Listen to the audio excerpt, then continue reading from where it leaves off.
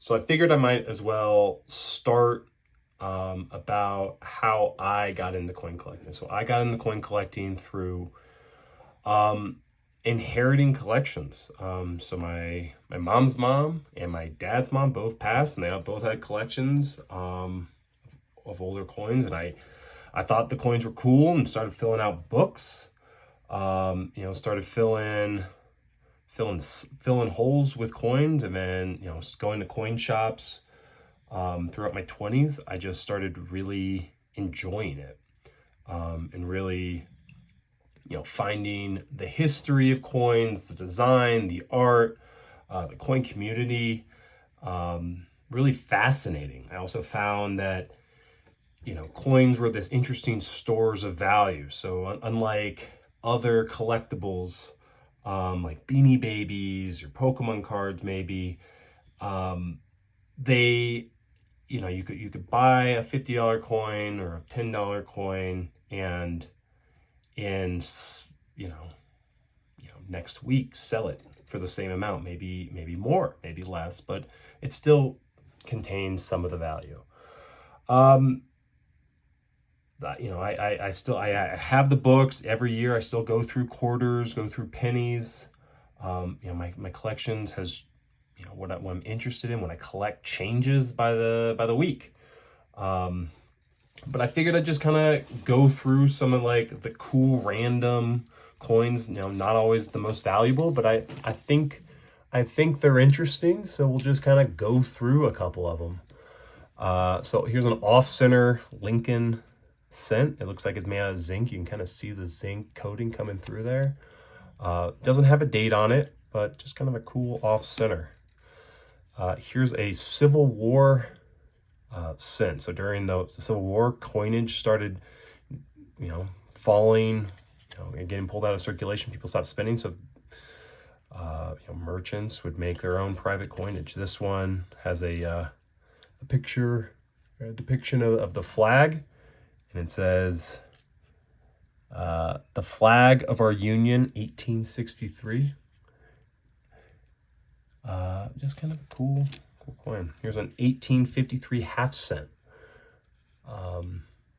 So on here near the date, you see those arrows. So on the other coinage of 1853, there's actually rays on the back too, and it's because they changed the denomination or how much silver was in the coinage. So here's an 1853, and like I was saying, the arrows were helping people just know that the coinage changed, that there was less silver in it.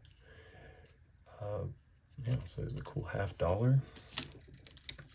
Here's one of the older coins I inherited, 1864 2 cent. So this was made right, shield, 2 cent shield. So this was made right after the Civil War. It's one of the first coins to say "In God We Trust" on it. This was not, this maybe good, but in the scroll work on the top, it says "In God We Trust." And there's 2 cent on the reverse.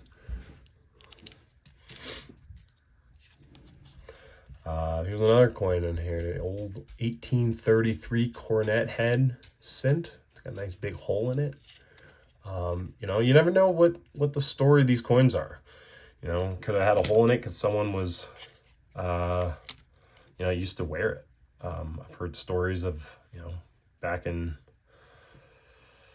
in the antebellum South that, slaves would, wear the coins that they were able to accumulate through, some of their work, some of their masters. And that's just kind of part of the African tradition of coinage. I don't know. Things I hear.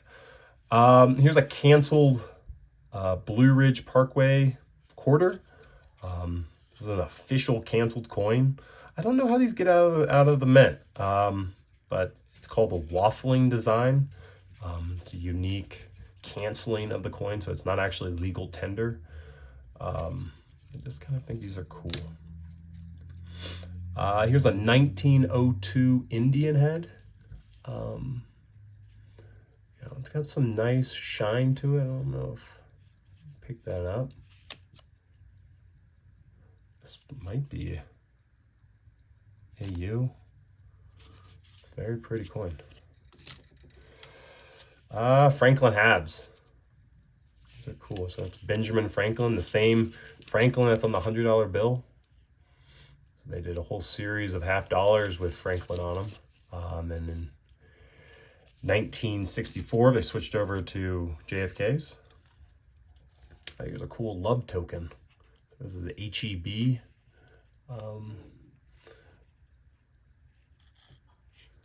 So at one point in American history, or in world history, instead of giving wedding rings, people would give love tokens to each other, and that was the symbol of their love, because that's that's just how they did it. Yeah, it's kind of a cool one. So 2005 reverse proof dime. Look at that thing. This is a 1-year type coin, meaning they do proofs every year, but not every year they do the reverse proofs. And this, I believe, was celebrating the 225th anniversary of the mint, something like that. But they only came out in 2015 as reverse proof.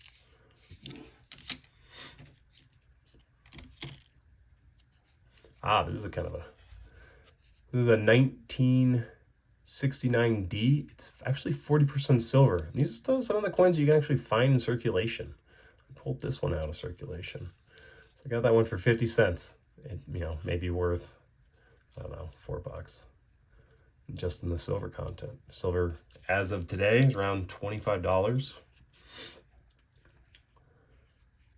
The 1964 half dollar. Here's a JFK half. They only made them in silver this year, I believe. This one just got some cool toning. Picked this one up years ago. It's just kind of a pretty coin. And then, what else do I got here? Here's a flying cent. So this was made before the Indian cent I showed earlier.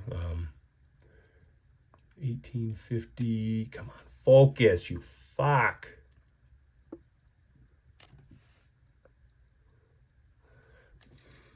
1857.